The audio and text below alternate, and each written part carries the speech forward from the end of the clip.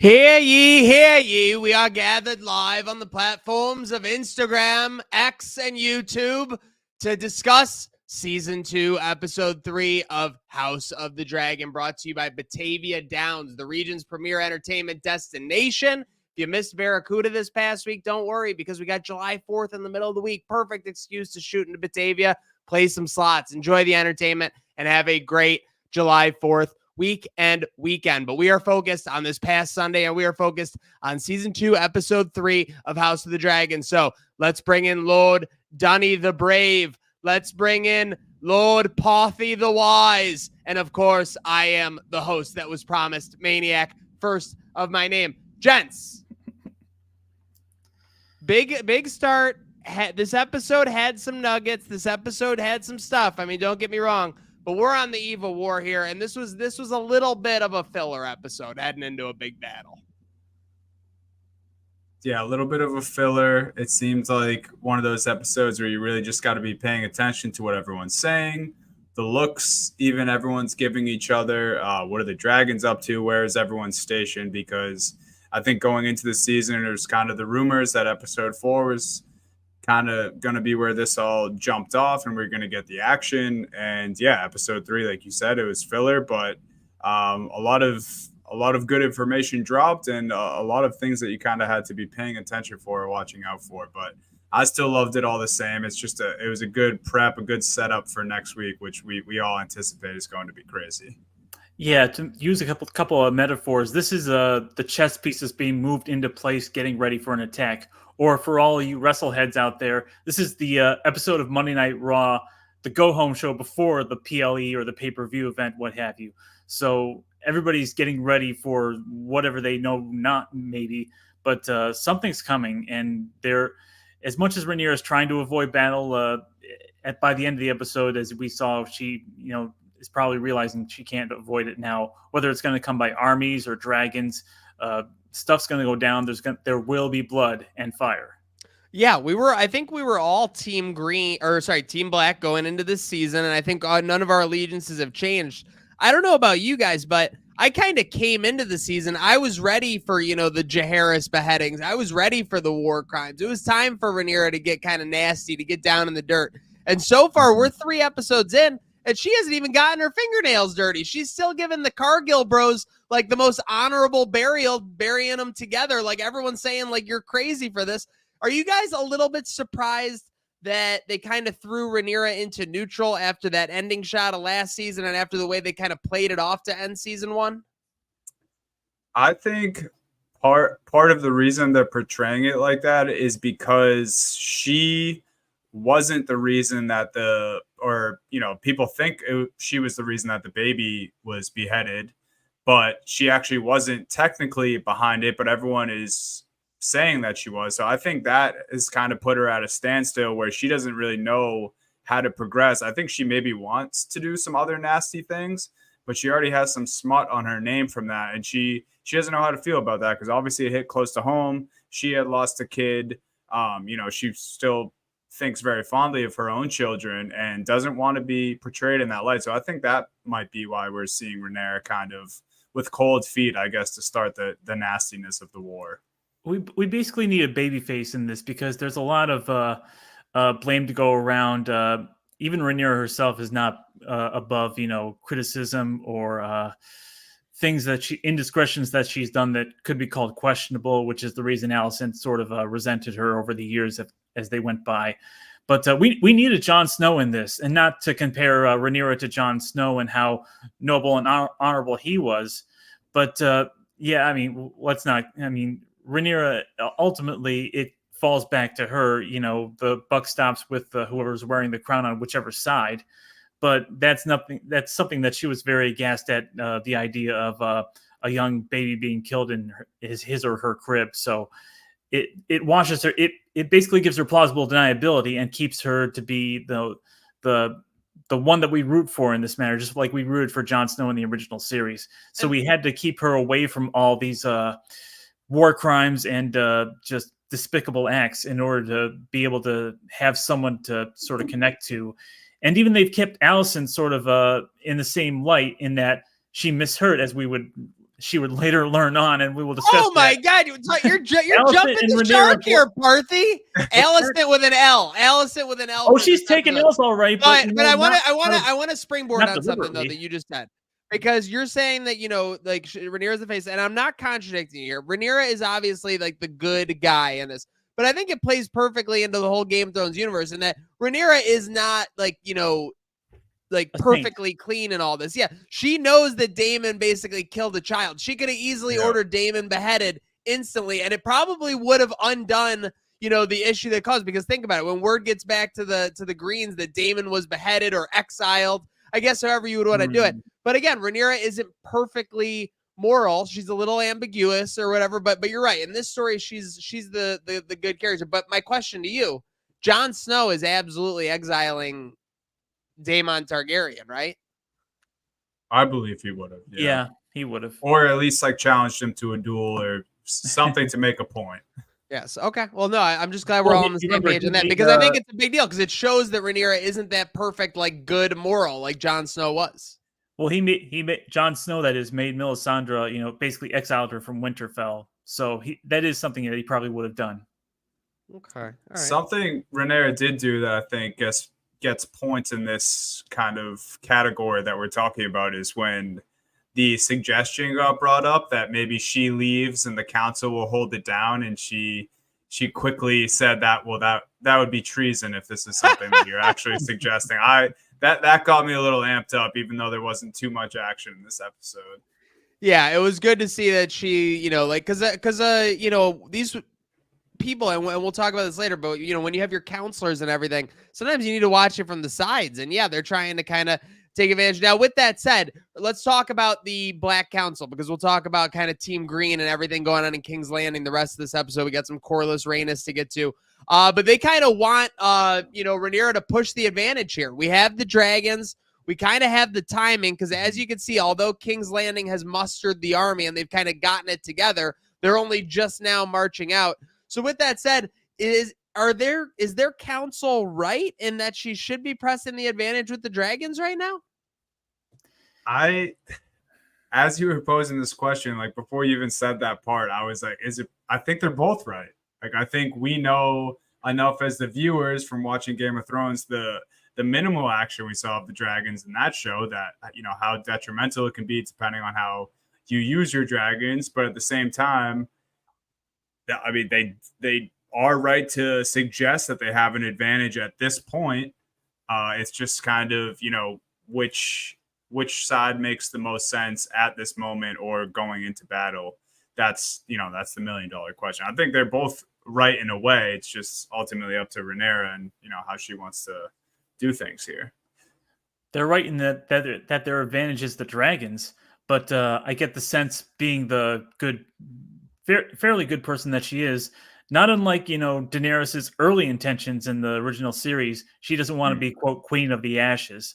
And not only does she not want there to be just a wasteland of the Riverlands and whatever else they have to fight on, but she also wants the favor of the people. And if she just starts burning innocent cities because their lords have declared for the Greens, then it's not going to look favorably upon her. She wants to win this basically fair and square as much as she can, and only use the dragons as a last. Basically, she doesn't want to, do a Hiroshima and Nagasaki unless, a land battle is going to be too bloody and too costly. Oh, yeah, for sure. It's so funny that even in the most brutal reality of Westeros, they still have to play it in a politics way. It's the same way that, the Hightowers were kind of manipulating the situation with Jaharis last week. But let's put a little bit of a break on that. Let's get over to some Driftmark action. We have Corlys and Rhaenys hanging out under a ship. Very romantic as both parties go their other way. But we're talking, I just want to kind of get this out of the way because it's kind of an outlier in the storyline. It was kind of a scene that was by itself. Dunny, you correctly pointed out we had a distinct lack of Alan in this episode. Found the lack of Alan disturbing, to quote Darth Vader. But with that said, is this clearly lining up for some form of a struggle for the heir to Driftmark between Alan and either Baela or Rhaena, who was being discussed by Corlys and Rhaenys here? Yeah, I thought the scene, I don't know, I thought it was a little strange. I think maybe it was necessary just because we haven't heard from that part of the show all that much in the first 2 episodes. And then I think it was just important that we saw where both those people were coming from. It seemed I don't know. It just seems strange, and it seems like there's more to it. But we know that the giant battle is coming next episode. I don't know how involved Driftmark will be in that, or the people of Driftmark will be in that. But it seems like there was some sort of I want to say cliffhanger, but something that is going to be happening soon. That's going to be big in Driftmark. I don't know if it's a change of power. I don't know if it's a large death or it's something's up though. The Driftmark storyline, Partham, has kind of been like Iowa football. They're just slowly moving down the field. They're punting it away. There's no urgency whatsoever. But did anything about this stick out to you before we kind of get back to the Riverlands and obviously everything in the South? Jacaerys, before he was, eaten by Vhagar, he was a very reluctant heir to Driftmark as it was. He didn't know nothing about ships and didn't have much interest in it. You remember as a kid, he was, crying about the idea of if I'm the heir to Driftmark, everybody's dead. So now that it's fallen to, further down the line with maybe Joffrey or whoever else, I mean, unless it's Alan, who is that guy? Alan with a Y. Yeah, I mean, he might have a claim to it if the other potential heirs just might not have, the stomach for, ships or the sea or whatever else. He might have an argument in that regard. One other thing that stood out to me, I mean, Corlys seemed a little preoccupied with his work rather than, spending time with his wife. And something tells me that's going to be a key down the line, maybe sooner or later. Okay. I mean, he was laying the pipe like earlier this season. He hasn't been exactly neglecting Rhaenys in this regard. Well, I think he's been preparing for war, so maybe he hasn't been able to spend as much time with her as he'd like. Okay, sneaky that's fair. big Rhaenys episode too, as well, right? Like she kind of big Rhaenys episode. Team Black Council like a check a little bit after Rhaenyra walked away. She's kind of like, let's not forget who you guys are following here and who your queen is and where this bloodline comes from. And Rhaenys is low key like the craziest character in the Team Black camp because she low key like can't be ordered around by Rhaenyra. Like if like Rhaenyra can't just straight point at her and be like, we're riding into battle. Like she's kind of just doing her own thing still as a free agent. She did say like obviously the end of last season Driftmark is like aligned or whatever, but they're almost like, this is gonna sound ridiculous, which is like all my analogies, but it's almost like when Terry Benedict got involved in Ocean's 13 and his money went in last and his money came out first. Mm-hmm. Like that's Rhaenys in this situation. Her dragon and her like effort is going in last and coming out first, but she's still aligned with the team. And speaking of being aligned with the team, folks, make sure you are getting aligned with the team.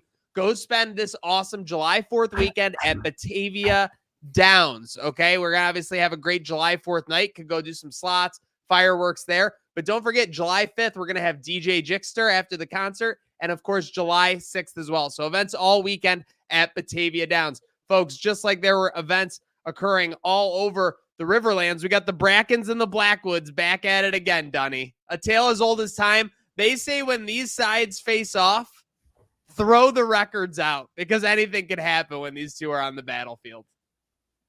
Crazy. I want to talk about this with a question for you guys. Did you think, because I read something that it was almost more powerful that the battle wasn't shown and that it was kind of cool just to open the episode with that? What did you guys think? Did you guys think we were missing out not seeing any of the actual action, or do you think it kind of spoke louder that what you don't see that terrifies you? It's not unlike the Wyatt Six. You see their devastation backstage, and you didn't know how it exactly it happened. Agreed, 1,000%. I don't get me wrong. I'm a sucker for a good battle. Apparently, we still have 2 to come this season, so I'm not really worried about that. But I thought early skirmish. You didn't really need to see it. They need to spend a budget on it. Agreed. This wasn't as blatant as Tyrion getting knocked out while walking to the battle, right? This was a little bit more artistically done from that sense. In fact, to where, I always say, you watch the first time to be entertained, the second time to understand, remember. I didn't realize, like, they even did the same camera, like, pan up, where they panned up on the field as the Brackens and the Blackwoods were walking together in the first scene, and they did the same pan up over all the dead bodies at the burning mill. So it was crazy. Very well done. And yeah, it just shows, this was great. I love how, like, Aegon was trying to frame it like as an early W. He's like, all right, we got like people on our side. They're like, dude, like it was basically like a massacre on both sides. It wasn't exactly a win for either one, for sure. But speaking of wins, so we got Springfield and Shelbyville vibes on that initial, when they were, throwing shade at each other. That's a crud rock. It belongs in Crudville, basically. What is it? The Hatfields and McCoys too.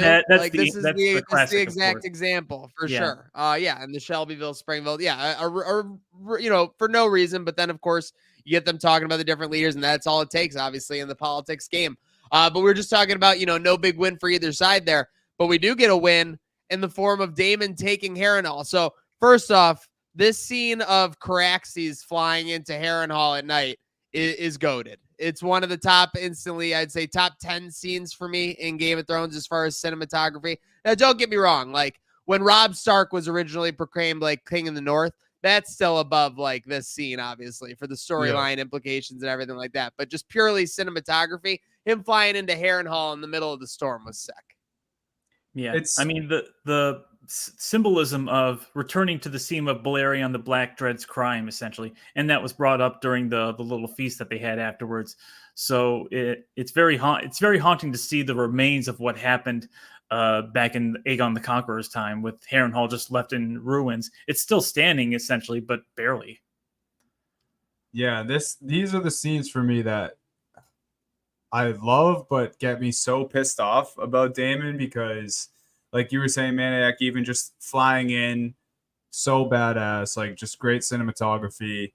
And then just, I don't know, him like kind of making his way around the castle, and then just him being there, like in the cool armor too. Like it was like, oh, why do I hate this guy? And then, next episode, or even if you wait a few minutes in some episodes, he'll remind you why. But he's just one of those characters where you want to like him. There seemingly is enough to like him, but then, he's also a monster, as he was kind of referred to last episode. I got to ask, was Daemon expecting some kind of resistance? He was going in there himself. He was armored for sure, and he had a dragon, but he just went in there. Was he expecting at least some soldiers, a minimal amount? He was certainly not expecting to be welcomed with open arms.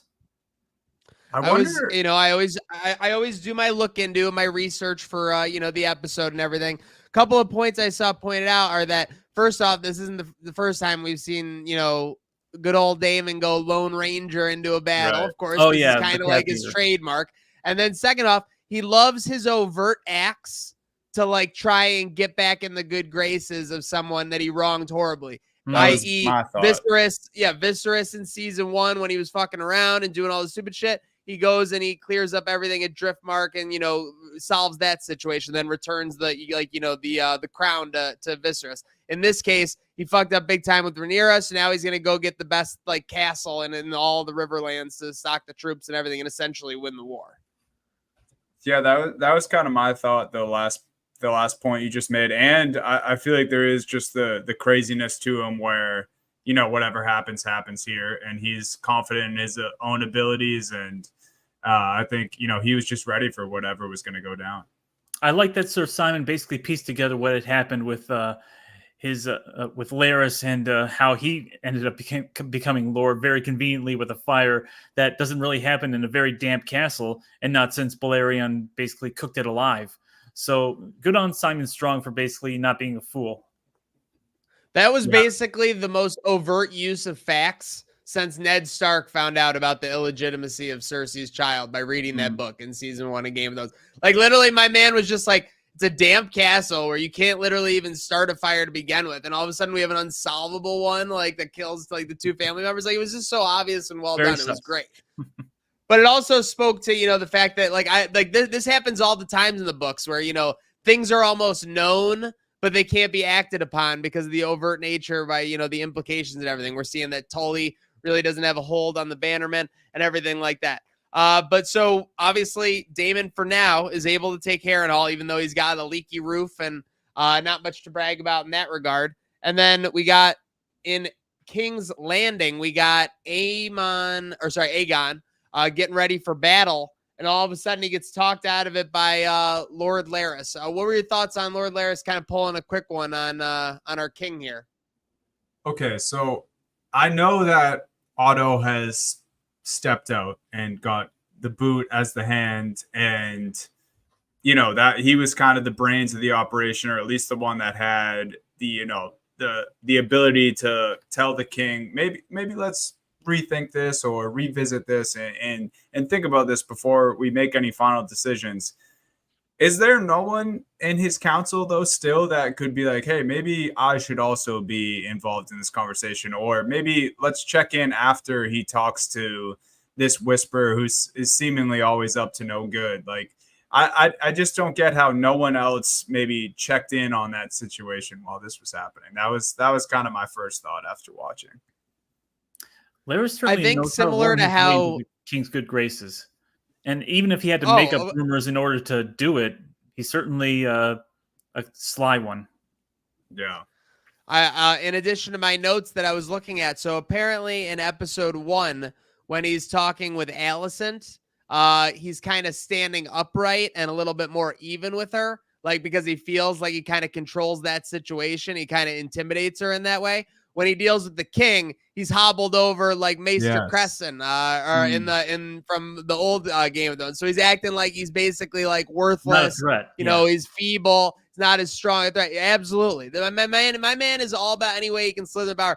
Like, this was so funny that he literally just made up a rumor to Aegon's face to literally just play him like a fiddle. And now all of a sudden, next thing you know, Aegon's taking his, Valyrian steel armor, which by the way is like the most balling thing you can ever have. Basically keeping it on the side. Enough said. I mean, again, Lord Larys doing what Lord Larys says. It'll be very interesting to see what goes on there. But then we get into the streets and we get into the games. So we're introduced to a potential dragon seed. So again, we've been seeing some kind of, some weird storylines here and there. You got Alan with the sprinkle. And then all of a sudden, this guy Ulf gets essentially like 5 minutes of screen time. After last week, he was outside of the castle seeing the rat catchers get hanged.